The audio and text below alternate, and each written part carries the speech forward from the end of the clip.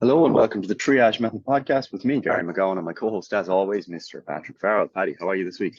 I'm positively splendid, Gary. Now, Gary, you're not in your regular settings here. You're not even in the same time zone, the same continent. Where are you? I'm in San Diego, sitting outside of Starbucks at the moment. So, good thing about Starbucks is that their Wi-Fi is generally pretty reliable. So that's the plan of action for this morning. Where I'm staying, the Wi-Fi isn't great, so that's where we're recording the podcast from this morning. So, for those who watch, you get to see lovely Starbucks here in the background. You'll probably see people walking by. You might hear a train. Very exciting. Anyway, I hope you're enjoying your holidays. I hope everyone is hoping that you're enjoying your holidays as well, or your travel, I should say. It's not necessarily holidays. You are on a mission. Yeah. But today, what are we talking about, Gary? Today we're talking about something that we both enjoy, which is perusing the mountains. Okay, mountaineering and hiking. That's what we're going to talk about. We've been doing this How to Train series now for a few weeks, and we've covered a lot of the core areas of fitness that people might think about, like trying to build strength, trying to build more muscle, get bigger, etc. But we have a lot of clients that have more diverse goals that they want to be able to use their body, use their fitness in different ways, such as being able to hike, being able to trek long distances, etc. So that's what we want to cover in this podcast. We want to give you the key principles that for someone who wants to do more mountaineering, do more hiking, be able to climb higher peaks, walk further, etc., that you can use these principles to actually enhance that without just saying practice walking up the mountains more, because there is a bit more to it. We can use specific strength conditioning protocols to enhance that, not only the performance in terms of being able to walk further, faster, get less fatigue, but also potentially reduce risk of injury associated with that as well, which is really important. Yeah, and like we're titling this podcast something like mountaineering and hiking, like how to train for mountaineering and hiking. But both of those things are incredibly different while also being very similar. And then also there's gradations within that. Like you could be mountaineering with like you're technically mountaineering, but the skill required is actually quite low. Whereas you could also be hiking where the skill required is quite high. So there's incredible diversity within that. So obviously we're not going to cover all the permutations and all of the possible eventualities with everything, but that's kind of the goal of the podcast today, to dive a little bit deeper with this stuff. Absolutely. So there are kind of three general areas that you need to cover when you're thinking about training for the mountains, which is injury prevention, high levels of fitness, and then being strong enough for the challenges of being in the mountains. And that can mean a couple of different things. For example, do you have a heavy backpack with you? Is that something you're prepared for? Is that something your joints are prepared for? Are you doing periods where there's a very steep gradient, there's rough terrain, you need to be maybe doing a little bit of climbing with your hands potentially? Again, totally depends on the challenge that you're working towards, but being stronger is generally going to be a good thing. So you want to be fit, you want to be strong, and you want to be prepared to prevent injuries. And that's particularly important if you're doing this regularly. If you're climbing mountains every week or you're doing a multi-day trek, you don't want to get injured on the first day. So they're the core goals that we're aiming at. Yeah, and as I said, like this can look very different depending on the specifics. I've had clients again that they just want to be able to casually go for a hike on the weekend, like it's a 2 hour hike, and that's obviously a much different endeavor than clients I've had where they're like, I'm going to be spending the next 3 months hiking across the Himalayas, doing various hikes, doing various mountaineering tasks, whatever. So like there is an incredible diversity here, and we're simply not going to cover all of that. But what we can cover is those kind of general attributes, if you will, that we can cover with the strength and conditioning, the training, etc., which is, as you said, injury prevention. That's the name of the game for most sports, right? Then also with mountaineering and hiking, both of them require a high level of fitness, and it's relatively specific fitness while also being general fitness at the same time, right? And then, like Gary noted, you need to be strong enough for the challenges of being in the mountains. And again, that's going to look different depending on the specifics, but there still are some generalities, some commonalities. With hiking, maybe you need to have a little bit more bias towards the lower body, the low back. Whereas with mountaineering, you still need that same amount of work, but you potentially have a lot more upper body strength that's needed as well, especially if you're doing a lot of the more, complex, mountaineering tasks, climbing, abseiling, whatever,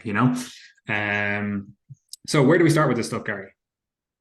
Yeah, so I think starting by focusing on your general strength is probably a good one, because it's actually quite simple, but it's something that's still important to take care of. And the general guidelines here for resistance training for trying to get stronger would be to probably get somewhere between 2 to 4 sessions per week. Like, I think 2 to 3 is probably going to take care of the actual needs for most people. And what we would do then is we'd focus on strengthening the whole body. Okay, it's very easy to look at hiking and mountaineering as just a lower body task where you're walking up the mountains. But as we said previously, there are other needs that potentially come into it, such as the equipment that you're carrying, maybe even moving obstacles out of the way. Obviously, if you're using your hands to climb, that's even more important. So we would focus generally on trying to train the whole body. The lower body is going to be a bit more important. And particularly around the core and trunk, that's another area that would be more important. So, for example, if you're carrying a heavy bag, depending on the backpack that you're using, that could be pulling you back into spinal extension all day long. Along with the fact that when you're leaning forward or you're leaning to the side, depending on what you're doing, your core muscles and your lower back muscles are going to be working incredibly hard all that time. Okay, so you want those to be strong. So the lower body strength component is a bit more obvious in that if you're climbing up a mountain, of course, your legs have to be working pretty much all the time. And it's not just, your standard lower body training where, okay, I'm going to train my quads, I'm going to train my glutes, I'm going to train my hamstrings. You'd also really want to focus more here on, for example, ankle strength, hip flexor strength as well, because they are coming into it every single step. And there's also the issue of when you're on uneven terrain, your muscles are getting challenged in ways that you're probably not going to experience at the gym. So we'd want to make sure we're training lots of different ranges of motion, we're training different joint positions, including the hips and the ankles. And that's going to allow you to be far more prepared when you are then moving into the mountains. Yeah, and again, it's very easy for us to just go, yeah, look, you just need to do 2 to 4 training sessions, like resistance training sessions per week, right? Cool, get that done. Like, obviously, if you have more time, you can do more, but most people, they probably don't, right? They probably don't, especially when we talk about some of the more fitness related things that we also have to work on and factor in. You probably don't have the time to do absolutely everything that you would like. Now, you would hope that if you're trying to do something, extraordinary, like climb a high peak or do whatever, spend a week, 2 weeks in the mountains, self-supported, whatever, right? You are going to require a little bit more. You're going to ideally do a little bit more to make sure you are well equipped and well prepared to handle yourself. Like, you don't want to be ill-equipped and in the mountains. Like, that's a bad recipe, right? And I don't mean just equipment that you're carrying, I mean like your physical capacity, right? But yeah, look, if you can get 2 to 3 resistance training sessions per week, happy days. The focus is probably going to be a little bit more on the lower body. And like Gary said, there are some specifics with that, which we'll talk about now in a second. But for hiking, it's generally going to be a lot of lower body strengthening. And some of the strengthening, unfortunately, you kind of can't really replicate in the gym. You can't really prepare yourself for, other than just being more generally resilient. Like, if you're, I don't know, whatever, your ankles, your calves, your lower body is going to be challenged in certain ways. Like, yeah, you can somewhat generalize the strengthening there. Like, for example, like calves are one that people regularly say, get beat up when they're hiking, especially if you're on like a steep incline. Your calf can basically be in this stretched position a lot. You're walking up a steep hill, your calf is like basically fully stretched, and you're just doing lots and lots and lots of reps, right? And while you can't specifically prepare for that, like, yeah, maybe you could say, oh, well, I'll just do like some incline treadmill walking. Like, that only gets up to like 15 degrees or something. Like, I've been on hikes where it feels like you're going 90 degrees, so that's not necessarily going to prepare you fully for what you're going to experience there. And well, yes, you can do some strengthening exercises like calf raises, for example, would be a good one here. And you can spend some more time in that bottom position, really, challenging that stretch position.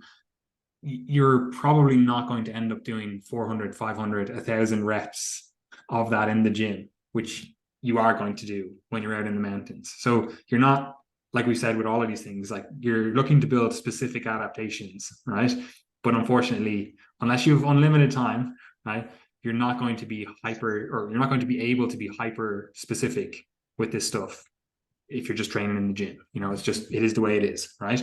On top of that, again, the upper body is still important. Like, we can talk about the core now in a second, but just upper body strength is still important. This is a little bit more important if you're doing mountaineering things, especially like pulling muscles and just shoulder muscles, upper back muscles, just general strength all over.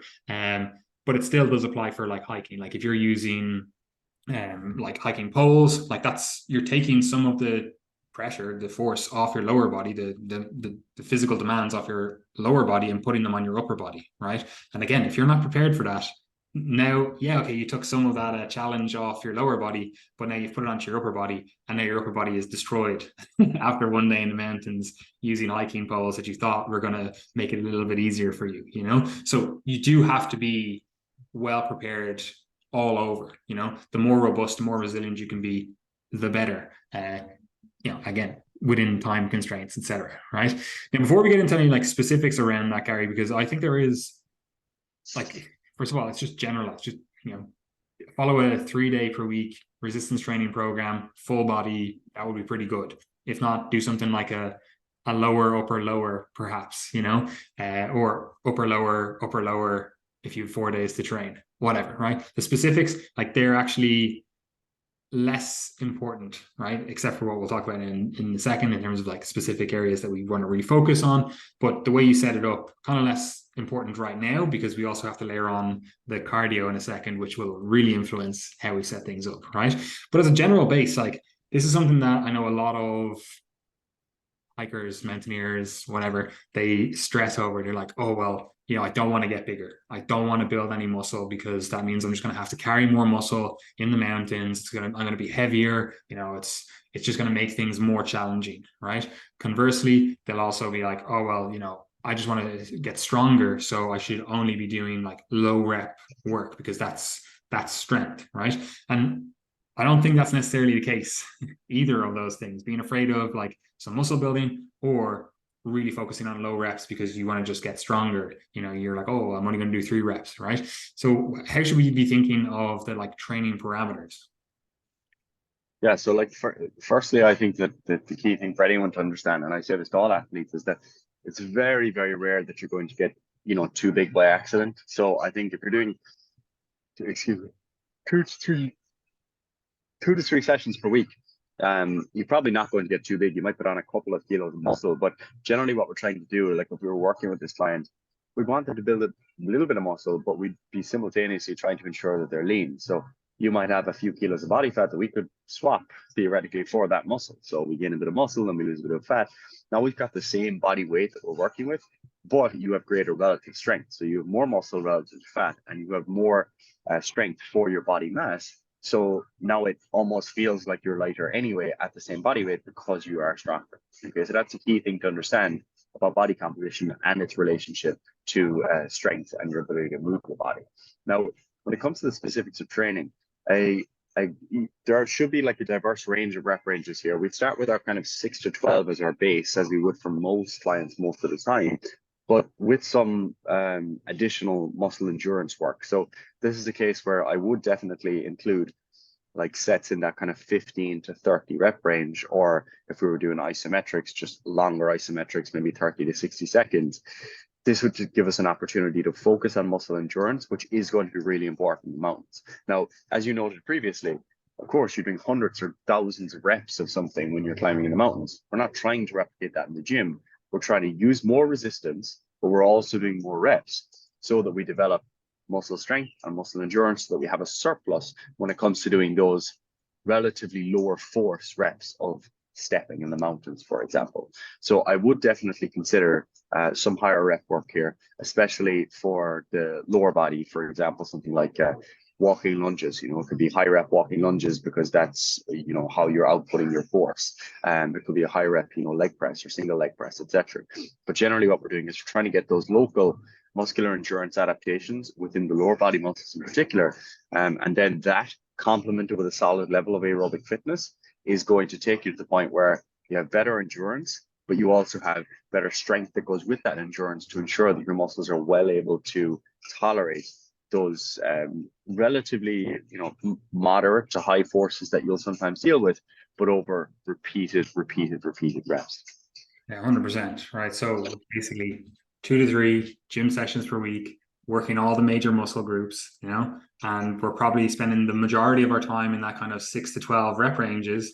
And then we're also adding in, well, I shouldn't say adding in, we're also doing some of those kind of higher rep sets as well. Now that can be exercise specific. We're like, right, this exercise I'm just doing higher reps. It could also be something like I'm doing 3 sets of, I don't know, 8 reps, and then 1 set I'm doing of 20 reps or whatever. Like there's multiple ways that we can do it. Again, that depends on the specifics, depends on if we're talking about hiking versus mountaineering versus whatever issues you have, etc. Right. But that's a general base, right? 2 to 3 gym sessions per week, generally strengthening the entire body, aiming to get stronger in the 6 to 12 rep range, also layering in some of the higher rep ranges, 15 to 30 reps, still looking to get stronger on those as well. And I think that's a good general base, right? Now, that's obviously very broad strokes, right?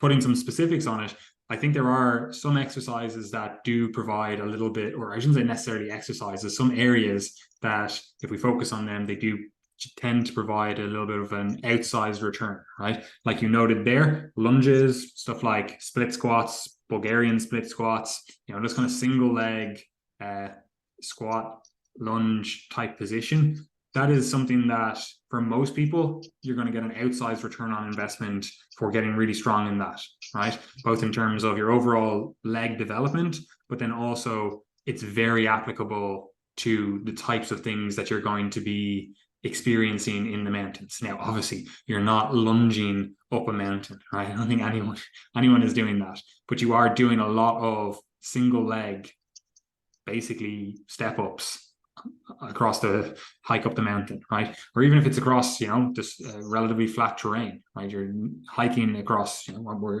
we've been couching this in terms of just mountain hiking, but you know, you could be hiking just in the wilderness, you could be hiking in the forest, whatever, right? Like you're still going to be doing effectively lunges because you're walking, right? And a walk is basically a lunge, right? So it also builds a lot of the smaller muscle groups that if we didn't do something like a lunge, we potentially would also have to focus on, right? So doing something like a lunge just is a shotgun approach, right? It gets all those little muscles around the hips, all those little stabilizing muscles around the ankle, the knees, that again, we would probably have to do some specific work on if we didn't do something like a lunge or a Bulgarian split squat, right? So that's one area that I think is some outsized returns, getting really, really strong in single leg work, right?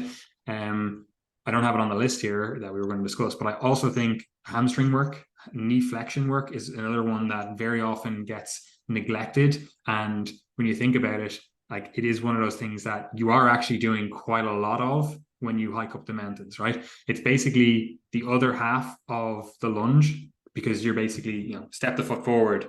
You're kind of like pulling yourself back or pulling yourself up. Like if you imagine your heel dragging on the ground, right?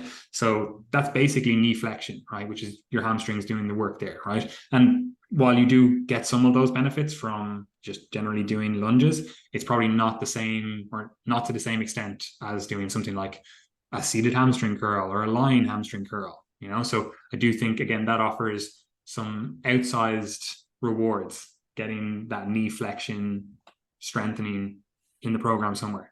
I think also upper body pulling musculature, you know, whether it's a vertical type pull down or a horizontal type pull, both of those, just having good pulling musculature, again, gives you an outsized return, especially in the context of mountaineering, because, you know, you're going to be scrambling, you're going to be climbing, you're going to be doing whatever. Like you want to have good pulling musculature. It also lays a good foundation for stuff like carrying a backpack and, you know, a rucksack, whatever, right?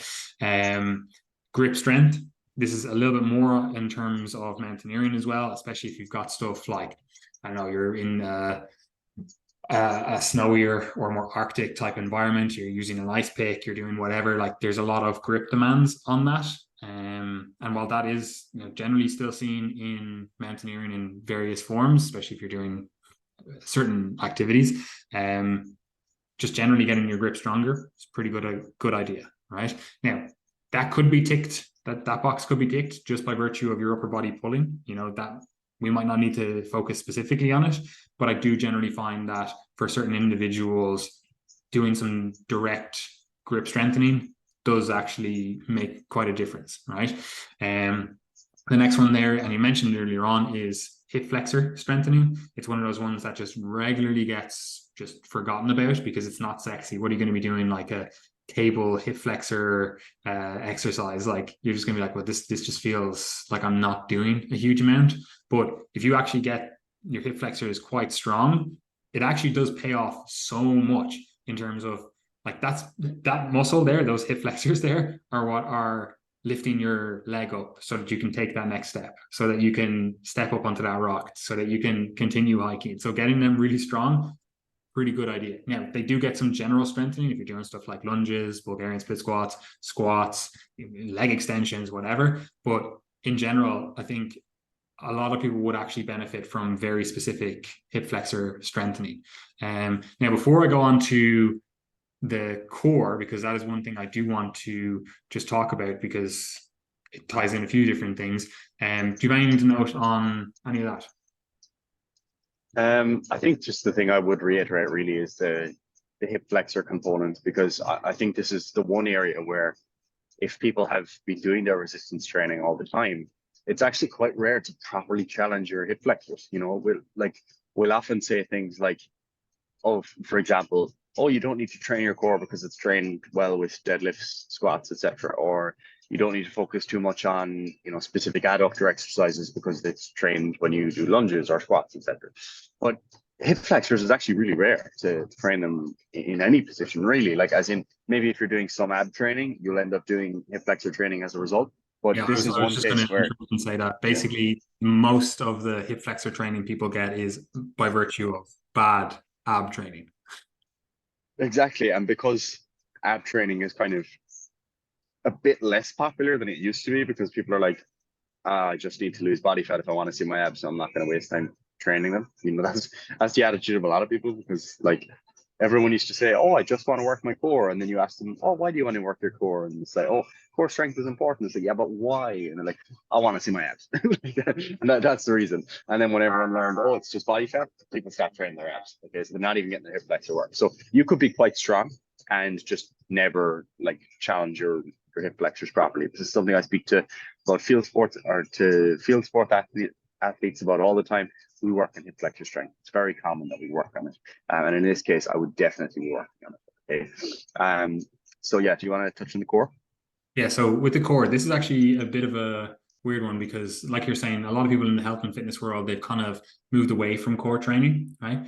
However, if you look at any information that's given out for people engaging in mountaineering, hiking, or whatever, maybe 70 to 90% of the program is dedicated to some form of core training, right? Like that's where they spend an outsized amount of time. And that's not to say that that's not valuable, right? It's not to say that that's a completely wrong approach. However, if you have limited time to train, that's probably not the best way to allocate your training budget, right? Like your core is going to be challenged, you know, quite effectively, like Gary said, with your squats, your deadlifts, you know, lunges, you know, any of these kind of more compound exercises, right? Which, if we're spending a lot of time training the lower body, because it's specific to our sport here, you're probably going to get a decent whack of core training from that, right?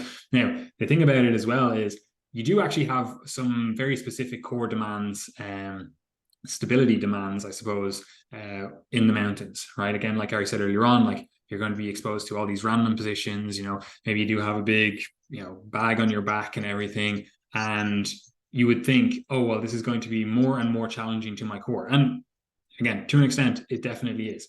However, a lot of those issues are just poor like bag packing, right? Like you haven't packed your bag effectively. So you have like, I don't know, all the weight up the top of the bag. So it's like every move you make, you're swinging side to side. That's going to be more core challenging, right? But you could fix that by packing your bag more effectively, right? Same with most people just don't set their bag up correctly on their back, right? So they have a poorly fitted rucksack, and as a result, like it's hanging off their body, it's pushing them forward, it's pulling them back. It's not well suited to their situation, their body, right? So as a result of having a poorly fitted backpack, you now have a much larger core demand because you just didn't set things up correctly. So you would probably be better off spending 30 minutes, actually learning how to set your backpack up, making sure you get one with a hip belt and knowing how to use that, stuff like that, knowing how to keep the bag tight to your back, knowing how to change it, maybe like I do this very often when I'm in the mountains. Like I'm quite tall, so my femurs are quite long. They're the fucking bane of my life. But so when I'm going uphill, like I actually like my backpack to be a little bit further away from my body. So the backpack is still kind of upright, right? But if I was to have that same position where I'm on more flatter ground, like I'm just constantly going to be feeling like I'm falling backwards, So knowing how to change your backpack setup when you're in the mountains to adjust to the terrain in front of you, really valuable as well, right? So basically what I'm saying is core strengthening is for sure beneficial, right? And it's definitely has a role to play in your overall program design, especially around injury prevention and just being very robust for being in the mountains. But a lot of the stuff that people talk about with the core challenges in the mountains, it's a lot of it is just poor setup, poor backpack setup. Yeah, and I mean this is similar to weight training, where if a client is telling me, "Oh, my lower back is in bits from deadlifts. Can we strengthen my lower back?" I'm going to say, "Okay, let's look at your deadlift technique first. Let's make sure it's efficient. Let's look at your hand position. Let's look at your back position. Let's look at your foot position. What's the bar path like? How close is it to your body?" This is literally the exact same when it comes to a backpack. It's just instead of maximal resistance, we're looking at loads and loads and loads of reps. But subtle differences can begin to add up. So that actually starts when you buy your backpack. So like if you're going to buy your backpack for an extended trek, like I had this recently because I was buying my bag for America, South America.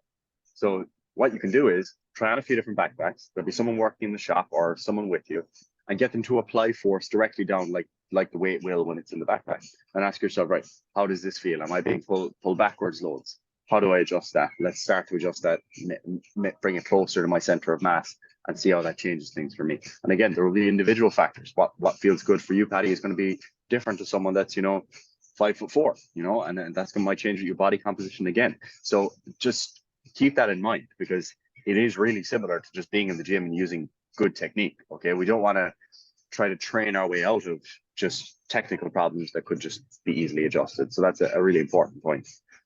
Yeah. Now, having said that, there is potentially still some benefit to training your core, being able to effectively anti-flex, anti-rotate, like being able to resist those positions, because you're going to step on a rock that you thought was stable and it's not, and you're going to be shifted to the side, and you're going to have to basically challenge that backpack that's pulling you to one side now, that you're going to follow down the edge of the mountain if you continue on with it. So like, yeah, you do want to be strong in the core, but like we're saying, you don't want to make up for poor preparation effectively by training your core for 70% of your training time when you could have been training stuff that's far more important, such as fitness training or getting stronger in general. Like you'll see this all the time. People are like, "Oh yeah, I spend lots of time on my core training," and yeah, their core might be very strong, but you look at their squat, their deadlift, their whatever, any of these other strength metric, and you're like, you actually have a very poor strength overall. Like, yeah, your core might be strong,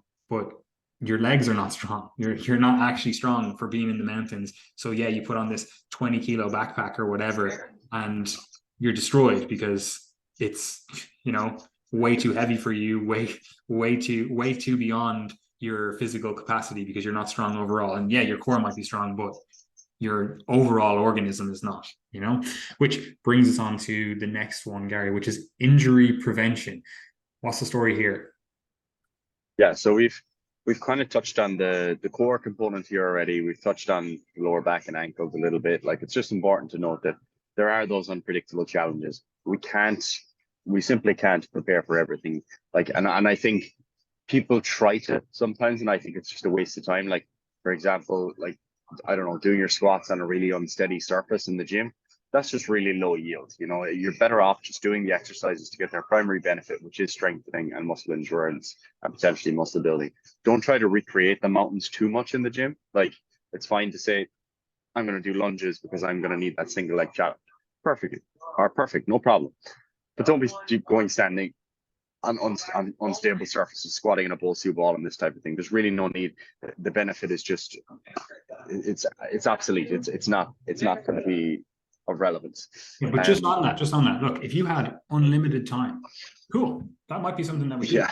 Right after you've ticked all the boxes with, like, you've done your squats, your actual like challenging sets of squats, you've done whatever, you've done really productive lower body training, you've ticked all those boxes, and now you're going, yeah, I have 20 extra hours that I can set aside to preparing my body for being in the mountains, but I don't actually have access to the mountains.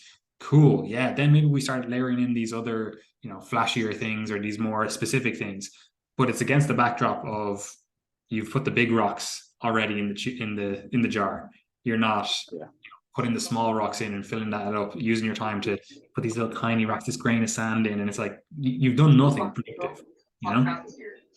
Yeah, like I just don't want to see someone on the Bosu ball and it's like, oh, how's your cardio going? They're like, oh, I haven't done any cardio since last week. It's like, oh, we need to take care of that. That's way more of a priority. Okay.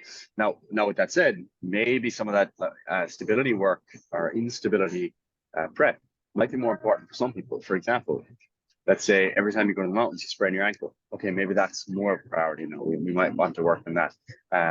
It might be something we can absolutely improve, but it's just a little bit higher yield for that individual. Okay. So the lower back, the other thing about the lower back is that you're probably going to be training it with a lot of your lower body movements. So if you're doing squats, you're doing deadlifts, you're probably going to be actually preparing the lower back pretty well. Even doing things like lunges, you're kind of preparing the lower back in a relatively specific manner, because the main load of the lower back is, or when you're in the mountains, is you leaning forward with that backpack on your back, which is kind of what you end up doing in these lunge types of movements. So your lower back's probably going to be taken care of.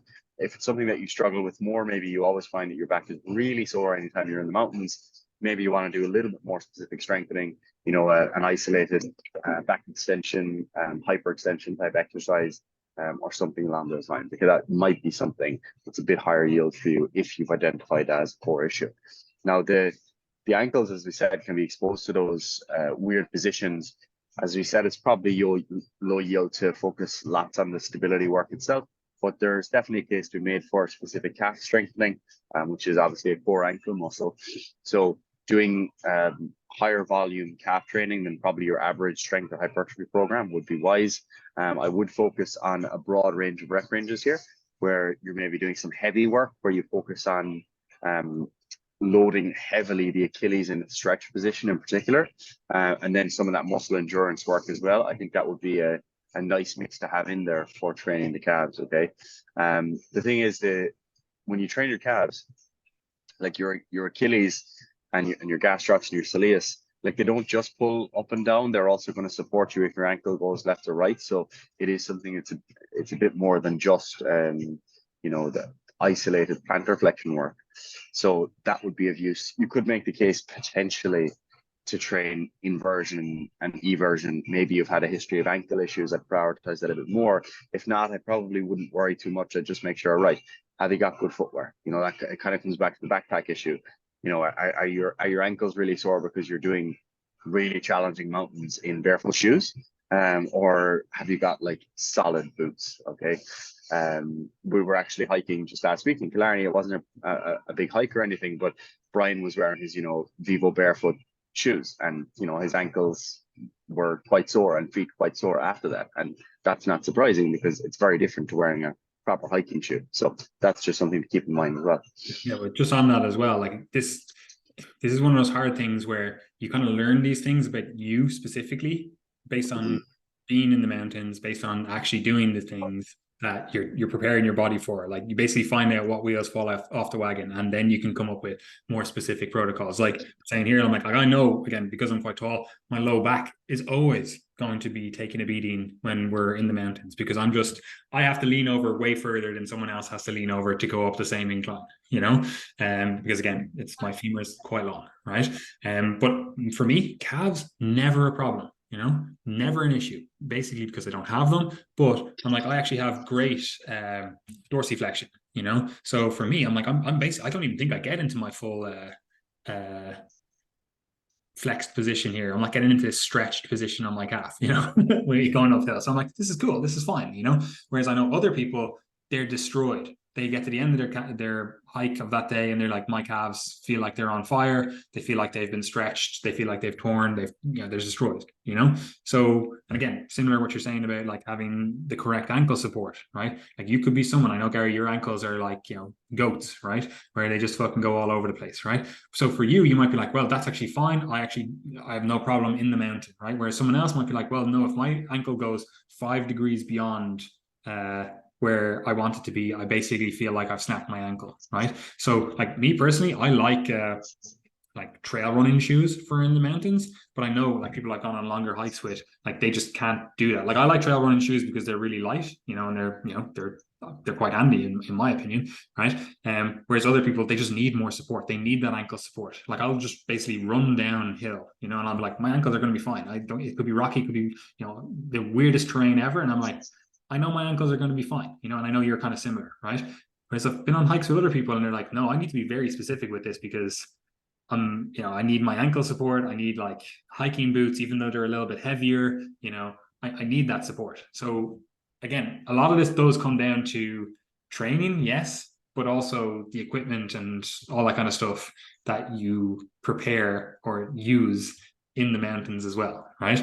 There's just one other thing I want to say about injury prevention as well. There are little things and little things that happen in the mountains that you just generally can't prepare for. One of the things that a lot of people do bring up though is that when they're going downhill, their patella it feels quite sore, and there's no real way around this. It's just first of all, your knee is going quite a lot forward, so your quads have to do a lot of work, and you're going to maybe see some patella pain as a result of that, just constant braking, constantly slowing down from going downhill. It's basically just a lot of eccentric overload. And I've seen some people have some good results with doing like heavier eccentric training on something like a leg extension or stuff like that to maybe potentially get some specific adaptations in the patella and the quads and whatever. And obviously just getting your quads stronger, getting your patellas stronger is going to help. But I don't think for most people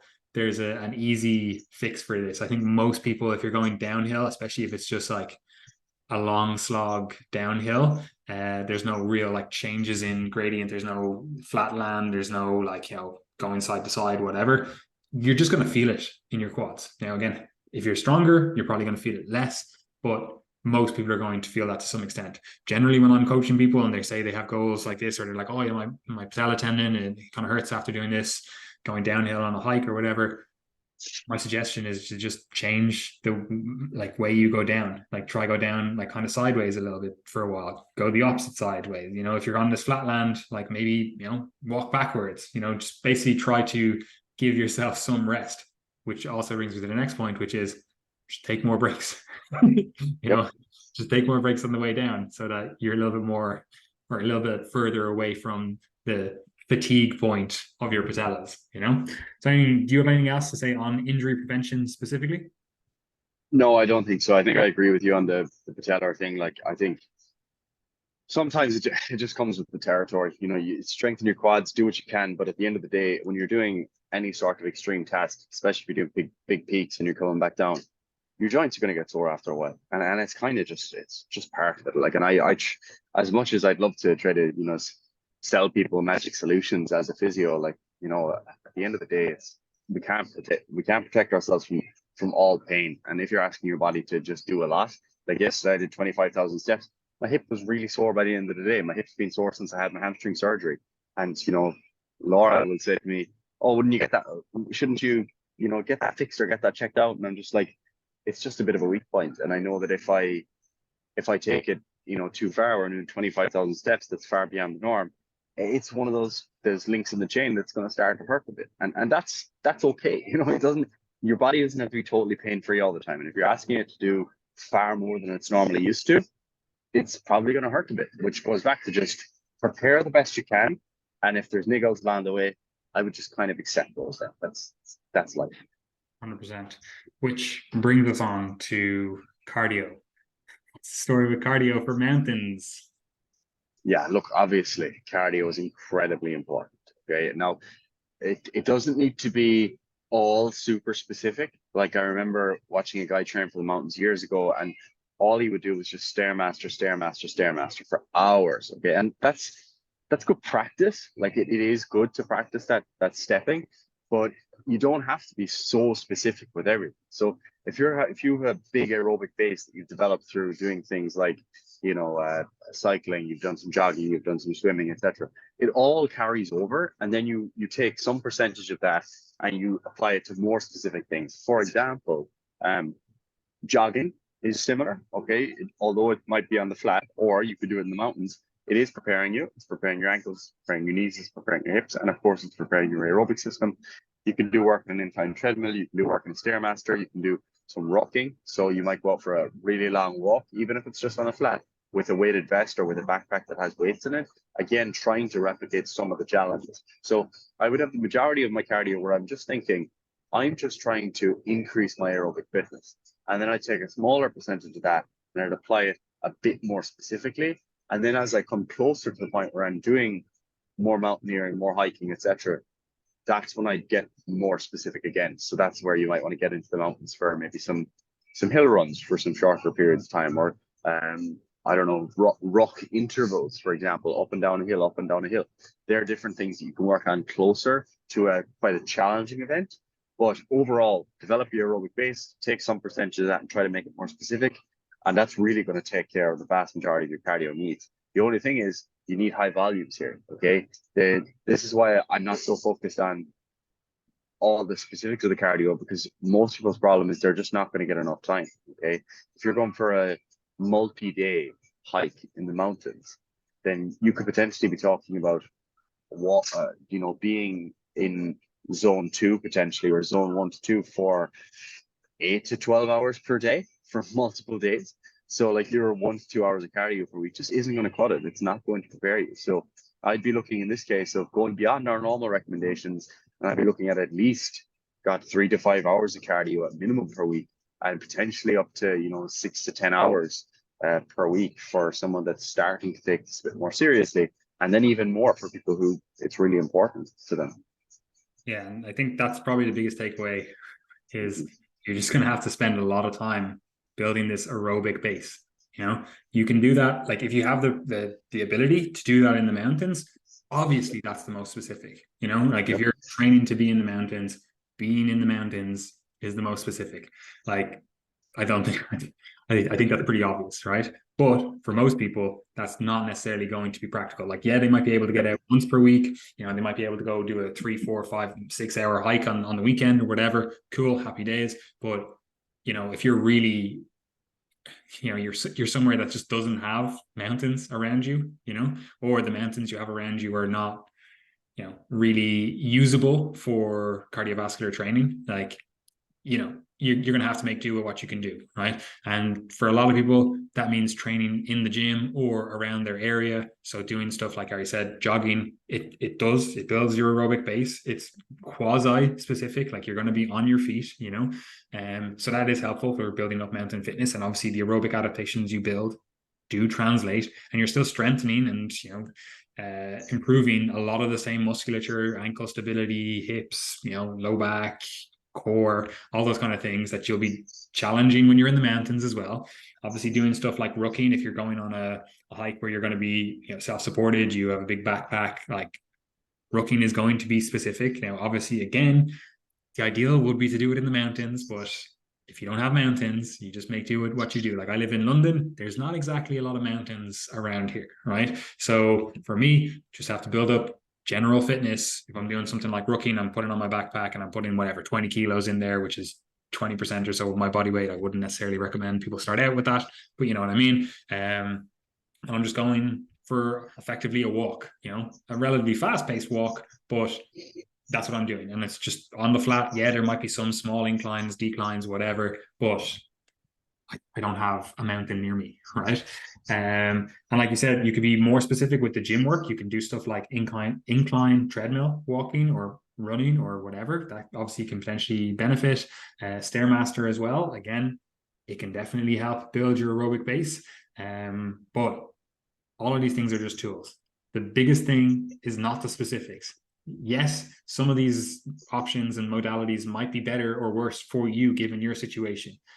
But for the vast majority of people, the biggest thing is actually just dedicating sufficient time or being able to dedicate sufficient time to aerobic fitness. You know, like I don't even think I could give specific numbers in terms of how much across the week you need, because it's going to be different for everyone, because there's two competing things here. One, you need to build up the adaptations of being able to do that, you know, being able to, I don't know, whatever, go for a rocking session or a jog for 2 hours, you know, like you're going to need to build up the adaptations to be able to even just do that. But then also you're trying to build up the general aerobic adaptations, and they are complementary, synergistic, but they're not exactly the same thing. Like right now, I have a resting heart rate of like 43. I think Gary, you've something like 35, you know? And I know you're not, I know you're not going out and doing like 20 hours of aerobic training, right? So while you have a lot of the aerobic adaptations, you know, like your cardiovascular fitness is in a good place, right? So you have the end point, quote unquote, but you don't necessarily have all the adaptations of the training as well. You know, like if I say, Gary, you're going to be doing 30,000 steps, you know, in a ruck tomorrow, like, yeah, your cardiovascular system might be able to do that, but your body is not, right? So again, there's two components here. So it's very hard to deal in the specifics, right? Same with like VO2 max or whatever objective measures you want to use for assessing your aerobic level or your aerobic fitness. Like I think I have my VO2 max at the moment just on the Apple Watch is like 55 or thereabouts, which is decent. But if I wanted to train that specifically, if I was like, no, I want to have a 60 VO2 max for being in the mountains, like I would still have to train for that. But I haven't really been training specifically to get it to 55, which is already in a good place. I've just been doing like jujitsu and the occasional bit of like zone 2 cardio, you know? So with all that out of the way, that's cardio. It's very you know, vague, but also you just need to do a lot. You just need to do a lot of aerobic training, right? However, what's the story with any of the anaerobic work, right? Can maybe we hack the system here, Gary? Can we do some more like sprints or high intensity intervals and, you know, maybe get some of those adaptations a little bit quicker? Or, you know, do we need to be doing any anaerobic stuff? Should I be doing sprinting, even though I know a lot of this is going to be aerobically focused at least? Yeah, so I mean, like I would dedicate a small portion of training to this. I do think it's useful to get some exposure to anaerobic training, even if most of your hiking is going to be in, let's say, zone 2 to zone 3. If you're pacing yourself fairly well, you know, there will come points, especially if you're doing larger peaks, where altitude starts to become a factor. You know, you're becoming relatively more hypoxic, where you are dealing with more anaerobic conditions. You'll see your heart rate start to spike more. You're not able to oxygenate your tissues quite as well. So having some kind of preconditioning for that through your anaerobic training is something that's probably going to be useful. You are getting adaptations to that already from your weight training, especially if you're doing a lot of the higher rep training. So you are getting some preparation, but it could still be beneficial to try to include a small portion of anaerobic training, of high intensity intervals, etc. You are still developing your aerobic fitness when you do intervals. That's something I always remind people of. It's not just solely anaerobic training, but it is something that I would consider. But again, just remember, you have, like, it really is about doing as much volume as you can from a practical perspective for most people. So, you know, if you don't have that much time available, you could, you know, try to focus on intervals. If you just have 15 minutes in the morning, for example, could you do a hard interval session? Yeah, that is something that actually would be productive. But overall, it's just the volume of cardio that's the key determinant, but I would consider some anaerobic work on top of it.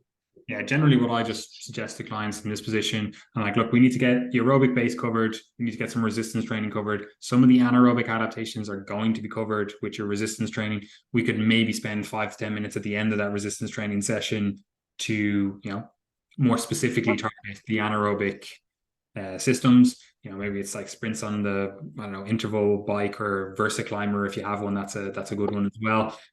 So like, we can definitely touch on it, but the bulk of your training is probably going to be focused around more aerobic training. I know there's definitely points when you're, mountains, or you're being challenged in specific ways. Like I remember I was walking or hiking up Ben McDoey.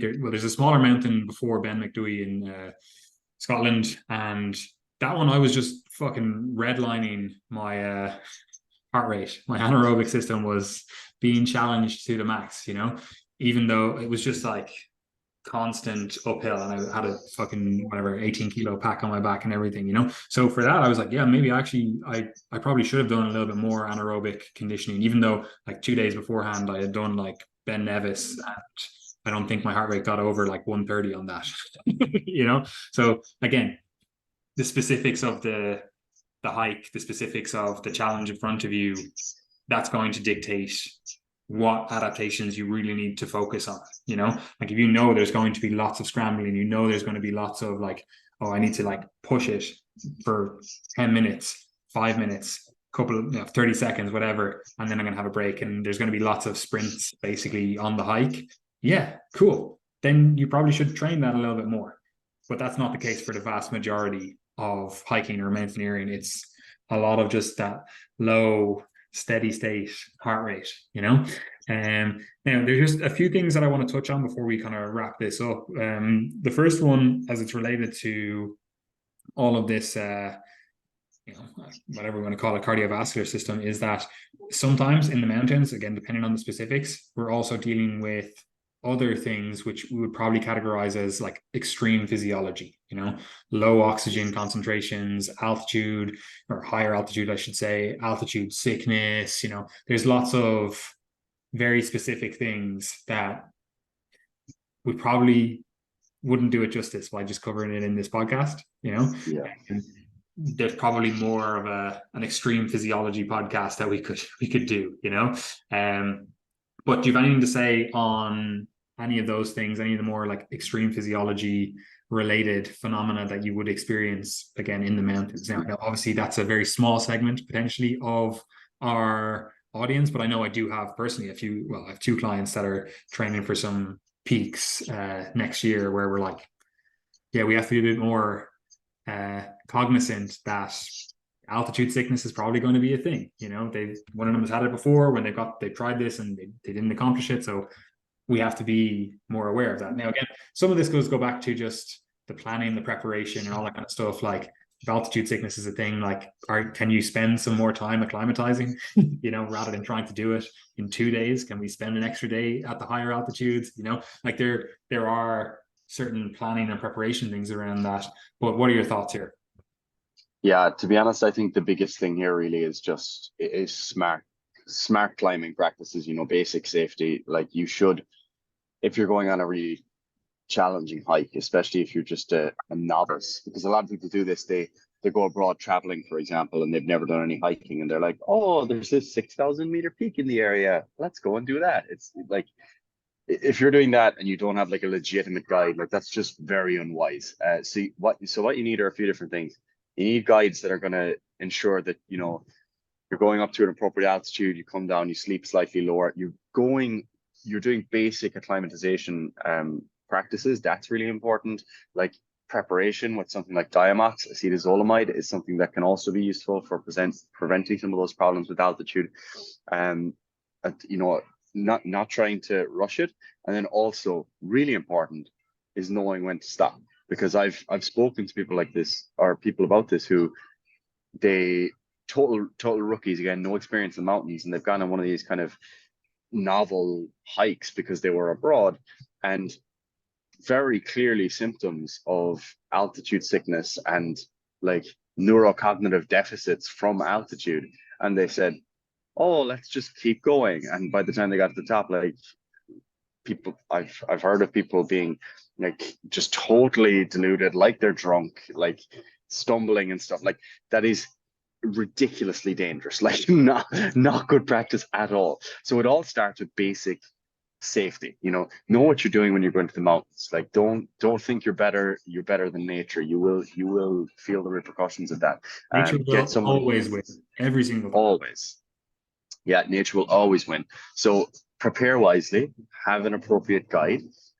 All of that is 100 times more important than like going to your local altitude simulator or something like that. Like that's the type of thing you can consider down the line when you're more advanced. And as you said, like we can cover that in an extreme physiology podcast, but the most important thing is just basic safety. Yeah. And then to wrap this up, especially with mountaineering, but also to an extent with hiking, there are also a lot of technical skills that you have to develop. Obviously, this is not the podcast to discuss technical skills of being in the mountains. While I quite enjoy talking about that stuff, I have about fucking 40 books inside on that stuff. I love being in the mountains. That's not the goal of this podcast, right? However, the reason I bring it up is there are potential benefits to training some of these skills as part of your training, right? Like if you're doing something like I don't know, whatever, 30 rep set of Bulgarian split squats and you're fucking gasping for air and you're destroyed after that. There's potential benefit to training some of these mountaineering skills, whether it's, map reading, whether it's, tying knots, like whatever specific is, there's potential benefits there to layer that into your training as well, because you're going to be in this fatigued state when you're in the mountains. You're going to be in the state where, stress is high, your adrenaline is pumping, etc. So there is potential there to layer in some technical skills. Again, obviously, it depends on the exact technical skills. Like, I'm not saying you're going to, I don't know, fucking, the more complex skills of being in the mountains. I'm not saying you can necessarily do them in the gym, but there is potential benefit here to layering that in, especially if you're getting to a stage in your training. Like, again, maybe you do something like whatever, assault bike sprints or the echo bike sprints, and you're like, okay, I know I'm gasping for air here. I can hardly think straight. Here's a thing that I have to do. That's a technically demanding thing that I'm going to be presented with in the mountains. There is potential benefit there to having that in the overall program. But again, this comes down to the specifics. It depends on if we're talking about your local hike up the mountains that you're going to do in an hour that's, not demanding at all, versus, okay, I'm trying to climb fucking 20 of the highest peaks next year. Like obviously there's gradations here. Yeah, absolutely. So I think that covers everything. Anything else to add before we wrap up? Yep. Perfect. Okay, so enjoy your time in the mountains, guys. Now, if you would like help with your fitness goals, whether they be mountain related or otherwise, we do have coaching spaces available here at Triage. You can work with myself or Patty or another member of our expert coaching team. The information about that is in the description box below, where you can find the form to apply. And you can also find other client testimonials from people that we've worked with if you'd like to see the type of clients that we've helped before. We have plenty of other free information that we put out. So make sure you're subscribed to Triage with the newsletter. Make sure you're following Triage on all your standard social media platforms, Instagram, etc. And of course on YouTube. Okay, we're putting out a lot of YouTube content these days. People seem to be really enjoying it, and I'd recommend you subscribe to ensure that you're keeping up with all of that. Okay. Otherwise, that's pretty much everything we have going on at the moment. We have the podcast here, obviously, that goes out every week. If you enjoy it, we always appreciate if you can leave a rating or review, or share it with a friend or on your Instagram story or wherever. And if you have any ideas for content you'd like to see from us on social media, on the podcast or otherwise, we're always open to your suggestions as well. Yeah, the only thing I have to add is that we do have a nutrition coaching certificate. It is closed at the moment, but if you're looking to join up with that, maybe in the new year when it relaunches, get your name down on the wait list, because realistically, we'll probably do some early discount, early bird discount, whatever, for people that have expressed interest earlier than the relaunch date, so again, that can be found in the description box below. Other than that, I don't have anything else to say, so goodbye, enjoy yourselves. Hopefully anyone that's in the mountains stays safe, and we'll chat to you soon.